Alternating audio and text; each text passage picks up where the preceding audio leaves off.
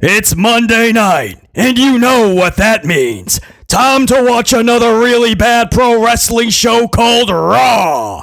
Monday Night Raw, 5/26/25. And hey, we started Raw with all the wrestlers showing up to the arena. So if you were hoping that you were going to get an innovative, fresh, energetic way to start this show, Hunter Hearst Helmsley said we can't do that.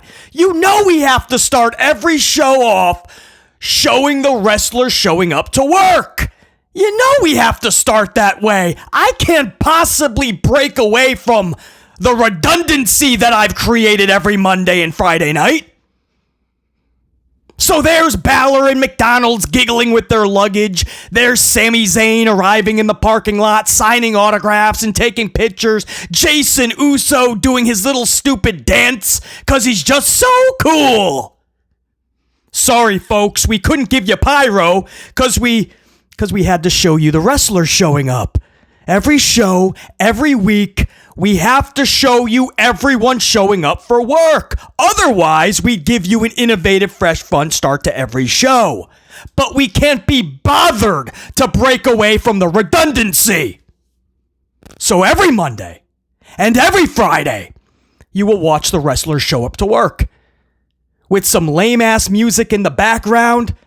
And when we cut to inside the arena, Michael Cole or Tessitore will tell you in a very, very low key, as if he just awoken from a nap. They will tell you, "Welcome everyone to Raw. We are in Tampa Bay. What a show we have for you tonight." If you're not already asleep, grab your Snuggies and your cup of tea, because we'll put you there real fast.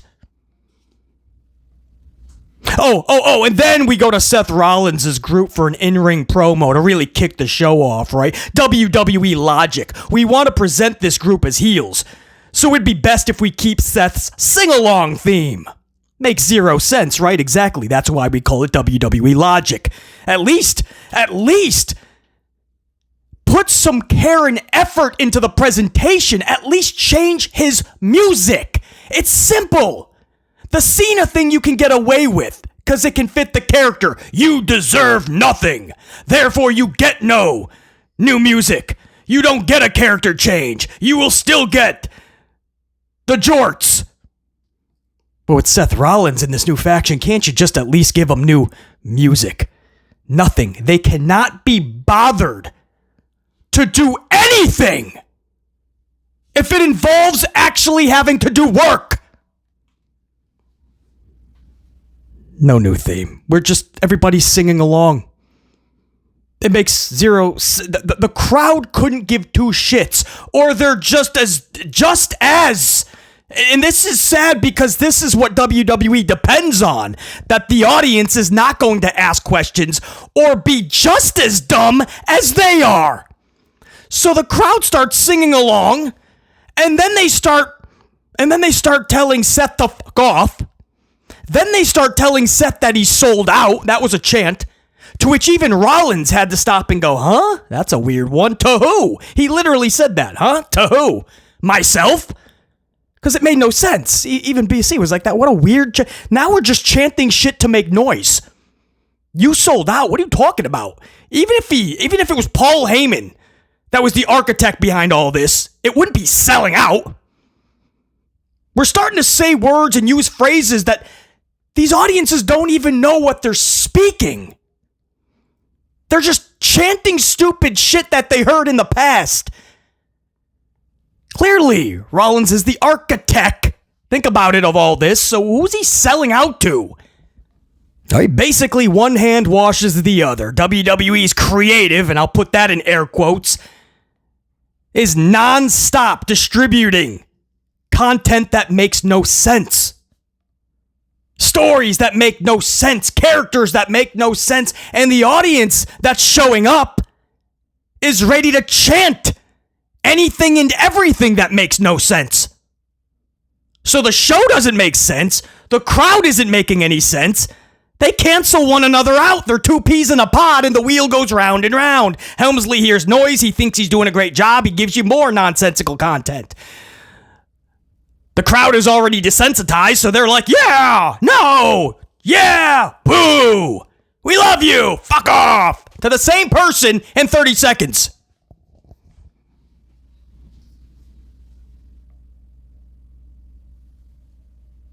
Meanwhile, we're at home going, what are we watching? What has happened to this company, to these shows? The fact that they don't have any pulse, there's no energy, there's no organic feel, there's no fun to these shows. But on top of that, they literally don't make sense, and they can't be bothered to try to make them make sense. And the crowd showing up doesn't even care that it doesn't make sense. Because they're gonna volley back. They're gonna volley back shit that also doesn't make sense. So even the wrestlers are stumped. They're in the ring like Rollins was on this Raw during this promo, and Rollins is like, I'm supposed to be giving you nonsensical bullshit. You're giving us right back nonsensical bullshit. He had to stop his promo and go, I sold out. What are you talking about? That's a weird one. And then Rollins says, I want all the power. I want something that's even more than a title. I want that. The briefcase. The briefcase, which is the only end goal with a briefcase is you win a title. So he's saying if I walk around with a briefcase, I have more power than if I was walking around with a title. Because then the champions have to look over their shoulder and go, oh, Seth might cash in. I guess that's his way of... It makes zero sense. The one with the power has the championship. And why it really doesn't make sense, you talk a logic gap. You just had Paul Heyman tell Sami Zayn that if he goes to SmackDown, he gets an automatic title shot. An automatic title shot. So he could have obviously given that to Seth Rollins. Why would Seth have to qualify or earn his way into a ladder match that, according to Michael Cole and those that cover this match, it could take years off your career? Why would he have to jump through all of those flaming hoops when he could have just gotten a title match? I mean, that's what was presented to Sami. So Paul couldn't have worked that out with Seth. It doesn't make sense. This is what Helmsley does, and he just regurgitates it in different ways. It reminds me of Austin Theory when he had the Money in the Bank briefcase, and Helmsley had him cash in the middle of a Monday Night Raw on the U.S. title, a mid-card title, and he still failed. And when he was asked why he did that, Austin Theory said, let's be honest, I was never going to beat Roman Reigns. And then a few months later, you know what he did? He declared himself eligible for the Royal Rumble, and when asked why, he said, because I want to earn a shot to take on Roman Reigns and win the championship. You just passed the opportunity up when you had the briefcase because you didn't want Roman. Now you want to face 29 other people just to try to get a shot at what you already had. If I'm making too much sense. You're right. You gotta stop, right? You gotta pump the brakes, BC, because you're making too much sense. You can't do that with this company. You can't make too much sense, because what you'll do is you'll start to confuse people because you're making sense. We're not used to that, right? So Rollins wants a briefcase, eligible for Money in the Bank. Rollins, when he's handing out title matches to everybody else. You just want to put your dome piece to it just makes zero sense, but nothing does anymore. The show doesn't make sense in totality. The characters don't make sense. The same theme music, even with a character change, supposedly, makes no sense. The crowds are not making any sense. That's how we started the show. Can you tell? I just had a lot to say about how this makes no sense. This is not fun. There's nothing that's interesting. Can anybody start these shows with a semblance of giving a flying first match of the night, a triple threat Money in the Bank qualifier? Penta defeats Chad Gable and How to Train Your Dragon Lee. Could have been Ray Phoenix. I would not have known the difference. Penta Driver has Chad Gable looking up at the lights. So Penta will be in Money in the Bank. Woo! Yes! I don't know how I am supposed to contain my excitement, but I will try from now to Money in the Bank. Now that Penta's in Money in the Bank, man, this is now fun. This is exhilarating.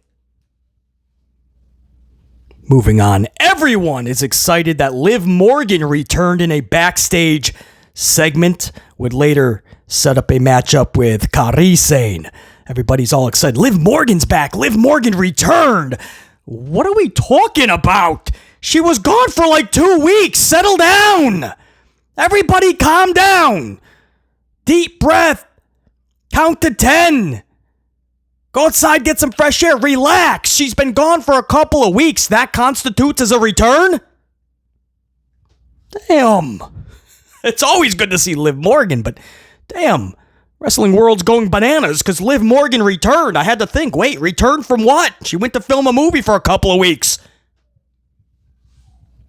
Rusev crushes Tozawa, taps him out. Tozawa losing a match. That's different. See, I guess Raw does have some surprises every now and again. Tozawa lost.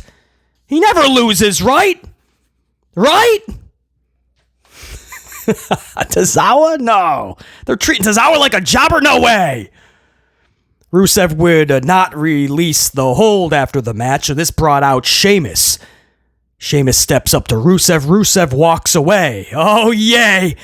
Can we pretty please see this match? Rusev versus Sheamus. Can we pretty please see this match? Said the year 2007. Oh, BC's on it. Start of Hour 2, New Day versus the Viking Experience versus the Creed Brothers. This isn't creative. This is retarded. Let's put 3 of our tag teams in the ring at the same time for no possible reason under the sun. This was a mess. This was boring. This sucked. Even the ADD crowd took a nap during this pile of trash. Xavier pins one of the Creeds via the fruit roll-up. I couldn't tell you which Creed got pinned because I never cared enough to figure it out. How sad is that? That's how relevant the Creed brothers are. Next was our weekly yeeting session with Jason Uso. The cameras pick him up in the arena corridor, surrounded strategically by all the kiddos, of course. He starts to make his way down toward the ring. He stops at a row with another planted kid that is told that Jay's going to stop there and you're going to yeet with him. It's plain as day. It's pretty damn obvious. Afterwards, he gives a little fist dap and the kid kind of runs along. Clearly wasn't seated there. It's so bad. They can't even make it feel organic. So Jason Uso finally gets to the ring, and here goes passionate Jay, right? He's cutting a promo like he's about to cry. He's so passionate. And then Gunther comes to the ring. Yes, Gunther and Jey Uso are still doing the same thing that they were doing at the beginning of the year. And if you want to take it back further, last year. And nothing is different.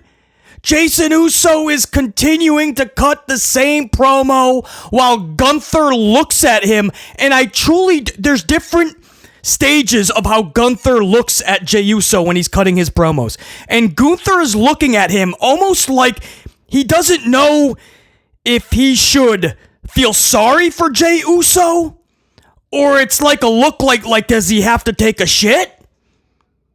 And then it switches to, it's almost like Gunther wants to laugh. It's like he's trying to hold back laughing. It's like he's looking at Jey Uso and he's thinking, damn, it's like a struggle to cut this promo. Like he needs to relax. Watch Gunther when Jey Uso cuts these promos in front of him. And Gunther just sits there with that stupid look because there's nothing creative that he's about to do. Helmsley just says, go out there, say a few words, and then Jey Uso is going to cut an impassioned promo on you. And just take it. That's all he does. How did we go from what Gunther did to his brother Jimmy Uso while Jay was handcuffed? You guys remember that segment? How did we go from that many weeks back to this?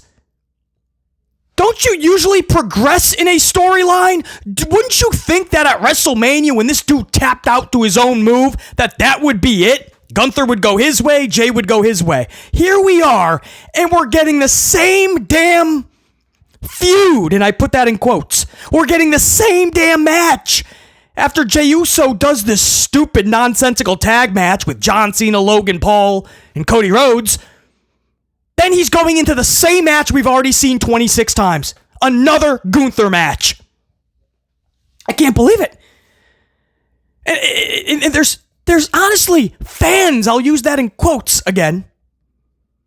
There's fans that are shocked that people like BC are not excited about this. We're not going to speak positively about it. How? We went from what he did to Jimmy Uso while Jay was handcuffed, a segment like that, to this. And what we saw between Gunther and Jey Uso on this Monday Night Raw is the same type of promo segment we see 99% of the time. So what am I supposed to praise? What am I supposed to be all excited about and go, oh, this is so fun?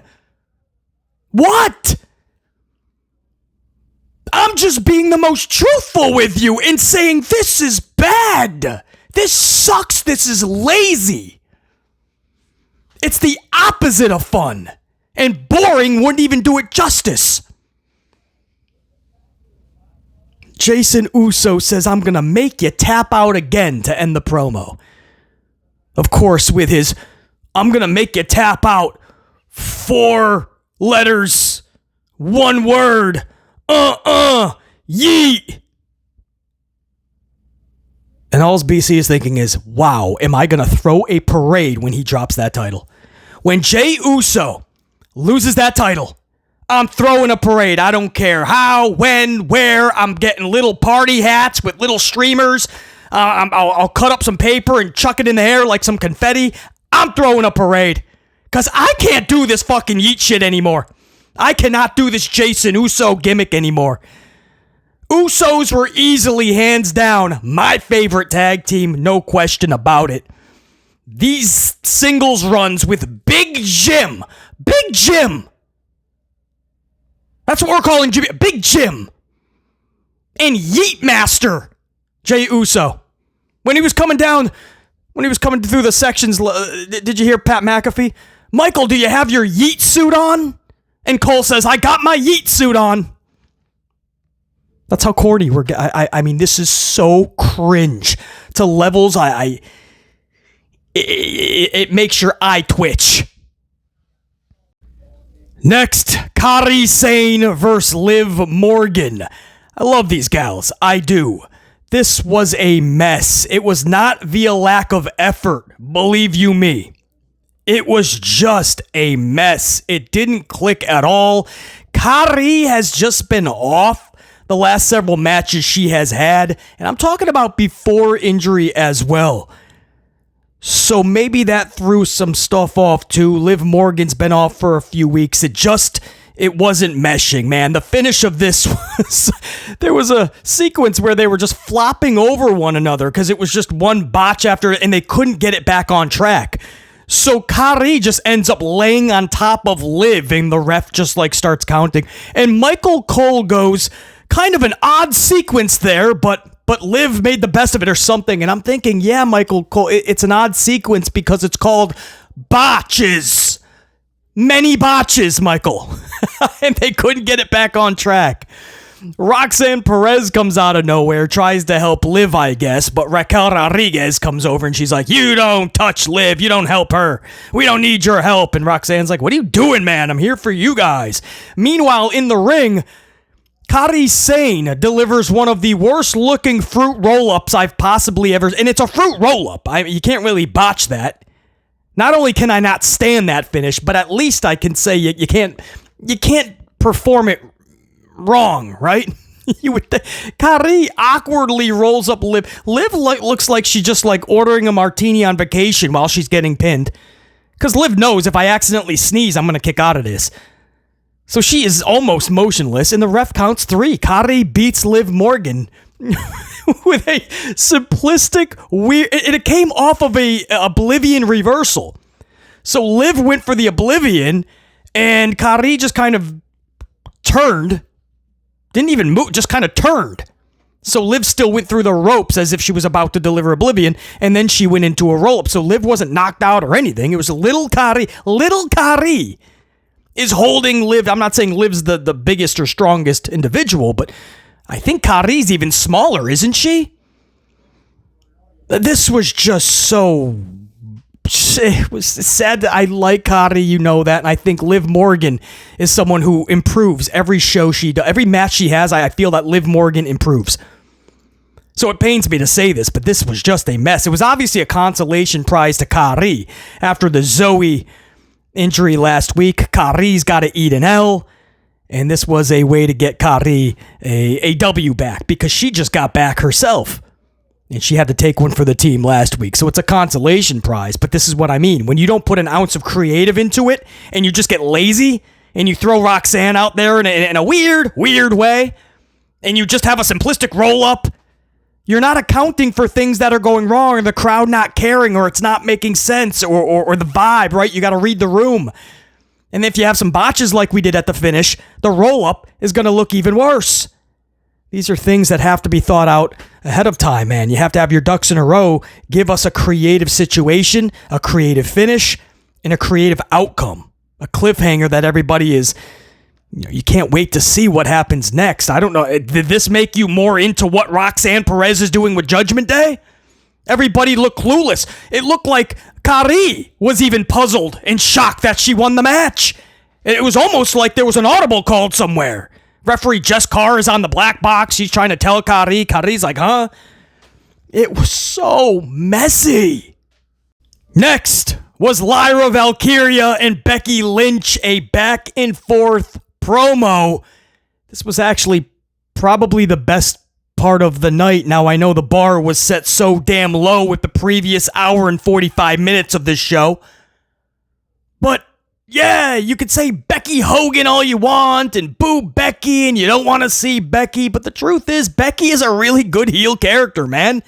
If you think about the entire women's roster and how many really good badass heels you have, or who can even play that role, Becky Lynch is good, man. She plays that role beautifully, and faces have a real chance to play off of that. You can't say that about a lot of these wrestlers, so I'm not saying Becky Lynch is one of BC's female superstars I'd put on a pedestal, but maybe I would.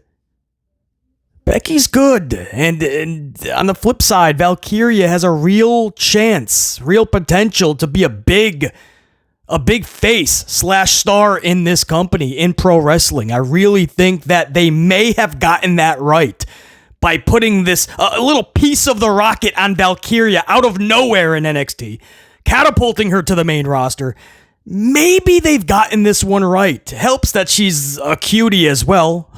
Very beautiful. But the talent backs it up. On the microphone, there's something there. There's a sincerity there.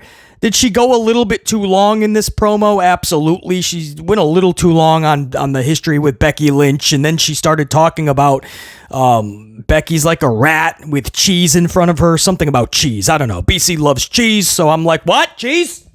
Yes, extra, please. No pepperoni. But so it started to get a little weird, but then all of a sudden, oh, or whatever Becky's music is, right? She has a little sing-along too. Becky's music hits. Oh, right? Is that it? I don't know, man. Becky's music hits just in time so we don't have to hear any rat cheese stories. And she starts going off and she's kind of unhinged. That's what I mean, right? So it was easier for Valkyria to play off of that. And what it leads to is another match between these two at Money in the Bank for the IC Championship. Not even a stipulation or anything. They can't be bothered to raise the stakes. The only stipulation is, if I win, you have to hold my hand up. Lyra, you have to say that I won and hold my hand up. To which Lyra was like, I never had a problem holding up the hand of somebody who was better than me. The problem is it's just never been you. So I thought that was a good closing line. And if Becky loses, she can never again challenge Lyra for that title. Okay, these are simpleton stakes. You know what I mean? Raise them, man. This is another match. We've already seen it a couple of times. So make this more fun. Get creative. Instead, they're just like, nah, you're just going to get a rematch. So, take it for what it is. Again, I think it was the most simplistic of segments, but it was probably the best one of the night. Lyra and Becky. There you go. And that's probably where Becky's going to get the title. I told you guys when they last faced each other and Lyra squeaked out with that, I said, don't get it twisted. This is just prolonging the inevitable. Becky is getting that title. And it could be as soon as next Saturday. What is it? June 7th? Money in the Bank. Just like they're prolonging Rhea Ripley.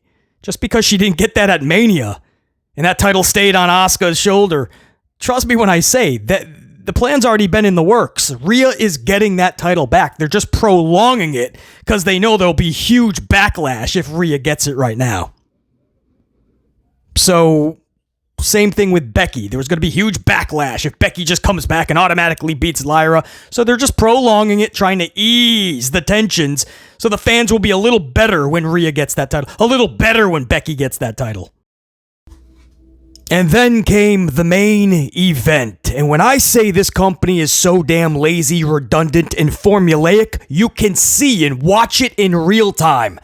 When 2 full hours are completed, that's when they start talking main event. That's when you get the entrances. And you have, after a half an hour of that main event situation, good night, everybody. They have free reign to go to 3 hours. Netflix gives them free reign. Hunter Hearst Helmsley wants nothing to do with that extra half an hour. And it's probably for the best, because Hunter Hearst Helmsley knows his weaknesses, knows he's not good at this creative thing. So more garbage television is probably not the best solution.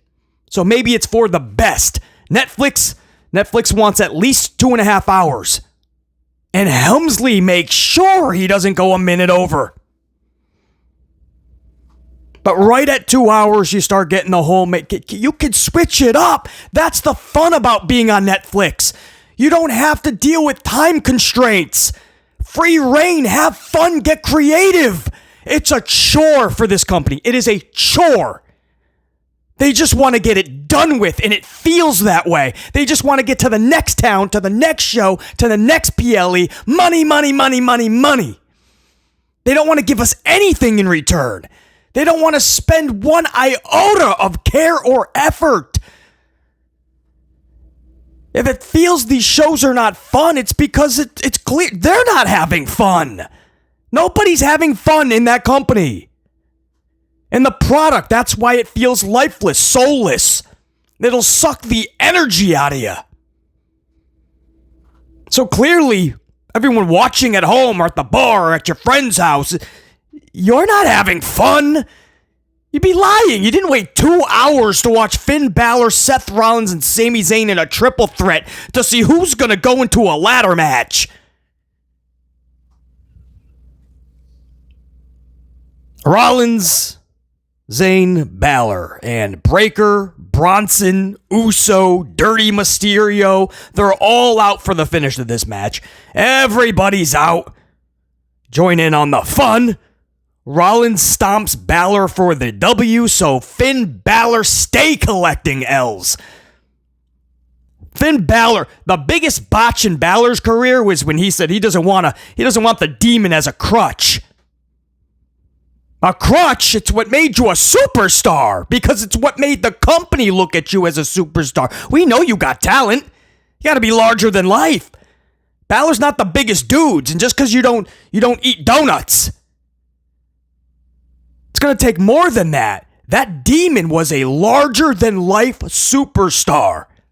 It's not often you get a dude the size of Balor, and we can say that dude's larger than life, but the demon was. What do you mean a crutch?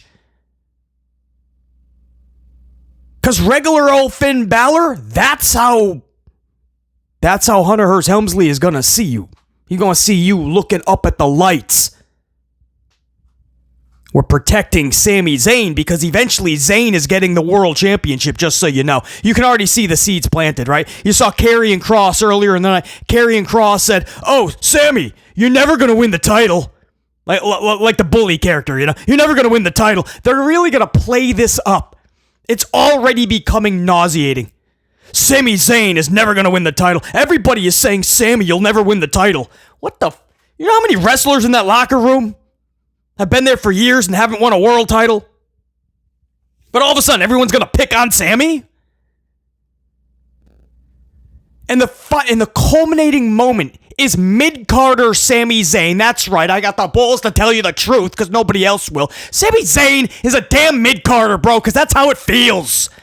The most relevant, the only time I felt like he was somewhere in that top of the card. Main event, you would spend $50 on a pay-per-view or $500 to see live in the main event. Was when he was maybe in the bloodline with Roman Reigns in that situation. But it has to be the perfect situation. Otherwise, Sami Zayn comes through the curtain, there's no feeling or emotion. He looks and feels like a mid-carder. And that's because he looks and feels like looks like one. We talk larger than life. Steve Austin is walking by in the supermarket with that power walk. You're like, whoa, you're taking a triple look. You're stunned. Undertaker, Mark Calloway's walking by in the... You're like, whoa. The Rock, Dwayne Johnson's walking by. You're like, whoa. Hulkamania, whether you love him or not, he's walking by in the supermarket. You're probably going to go, damn. If Sami Zayn's walking by you, most people walk right by him. The whole point here is that he's the next champion. Maybe not right after Jey Uso, but that's going to be that next moment where everybody is going to flip out because somebody that they can relate to, right? They feel they can relate to Sami. He looks like us. He acts like he's a regular Joe, man. He's not larger than life. He's a regular dude. I could do what Sami's doing. That's why I like Sami.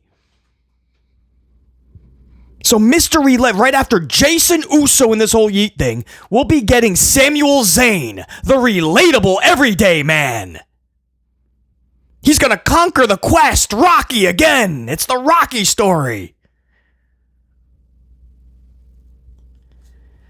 Sami Zayn with the world champion. What are we doing with these world championships? How do we go from a Hulk Hogan, the Savages, the Ric Flairs, the Stephen Austins, the Undertakers, the Rocks, even the John Cenas? Throw Roman Reigns in there. To what now? Jason Uso, Samuel Zayn. We always laugh, but what's next? Is it Tozawa? And I'm sure fans will love that. Tozawa's been there a while, basically. He deserves it. Everybody deserves it. I know. We're in a hunky-dory world where everybody deserves the championship. I get it. So Balor takes this L. Rollins is going for Money in the Bank. This 2025 and Rollins, who's giving out title matches, but he doesn't want that. He wants the briefcase because he says the briefcase holds the power. What do we... Who cares? You could have just won the championship. Win all the championships. Hold all the power. What, a briefcase? This group is already... you see this group? Bronson Reed and Braun Breaker wearing matching black suits. What makes them any different than the ones that just got released? Who are they? AOP? Authors of Pain, correct? What makes them any different than that? Well, they got a little bit more talent, BC. Oh, great. So we get to see him in tag team wrestling matches? Do you see Paul Heyman? Paul Heyman, it looks like that's the last place he wants to be. Rollins was cutting his promo earlier, and Paul Heyman is just like, this is... Because what use is Heyman? Heyman is a mouthpiece. Seth does that. This looks weird. This faction does not fit. It does not work. It looks silly. Paul Heyman knows this. You could look at his face during that promo. I forgot to even mention that earlier. Paul Heyman is just done with this already.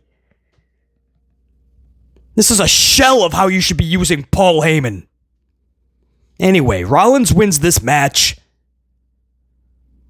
A heel pinning a heel, by the way. Just because he still has the sing-along, he's supposed to still be a heel. Well, Balor is still a heel. So why is a heel pinning a heel? But that's what you're trying to make sense, BC. You can't do that. And then CM Punk shows up in the last 10 seconds, just like last week. Remember, the whole community was like, wait a second. You had this dude in the back the whole time. The show needs a pulse. The show sucks. We all said that last week. Thankfully, everybody fucking had enough last week. I don't know where you were the past fucking 10 years. Everybody should have been saying this for 10 years. But last week, everyone's like, all right, this sucks. And you had Punk back there, and he just got... Now, you guys know I'm not the biggest... I'm not a Punk guy, per se. But I'll be the first to admit this guy gives a pulse to the show. And you got to book him correctly. Because he is one of, if not the biggest star on that show. You have to book Punk properly. You can't just have him in the back when the show desperately needs a pulse and you bring him out in the last 10 seconds like they did last week. It's almost like they're sabotaging Punk. And everybody else that could be using good television. Need good television. So what did they do this week to rectify the wrong of last week? Because you know they've had to have heard that. Everybody was saying that. Or should have been anyway. I'm pretty sure the community stood up and said, what the fuck did you use Punk like that for? So this week, you know what they did? They did the same thing. In the last 10 seconds of the show, they brought CM Punk out. He shows up behind Rollins, delivers a GTS, I believe, and then he just like went to the crowd and he like held his arms out like, ah! I did a wrestling move to Seth Rollins. And then Michael Cole, I'm not even joking, guys. Michael Cole goes, good night, everybody. He goes, thank you, Tampa. Good night, everybody. I'm like, wait, CM Punk's only been there for 10 seconds. That's how you're using him? 2 weeks in a row? Good night, everybody. Yeah, good. Okay, Mike. Yeah, what a cliffhanger. There is none. Good night, everybody, he says. Get some credits. Get some Paul Levesque McMahon credits. Some Lee Fitting. Yeah. Michael Cole tells us the good night. You know, this show sucks. Good night, everybody. There you go. That's how BC will end the review. How's that? This show sucks. Good night, everybody. That's what I got for you, man. It's Raw. It was 5/26/25. The only thing raw about this show is it's garbage. It's raw garbage. That's what this is. And we'll just rip it apart every single week if that's what needs to be done until they finally inject some life into this show. Give it a pulse, give it some energy, put some care, put some effort, put some resources into the show, make it feel special. Stop showing everybody showing up to the arena with coffees and luggage and smiles and taking pictures with the fans. Just give us pyro, give us some good rock music at the beginning, get everybody energetic. Take a page from All Elite Wrestling if you have to. What makes the crowd become unglued? Check out some Anarchy in the Arena, man. Check out the music. There's all this stuff that you can draw emotion from your fans. Try that. Try making a fun show. What a concept. Try making a show that makes sense. What a concept. Make a show and give creativity that gives the talent something that's beneficial and not detrimental to their careers.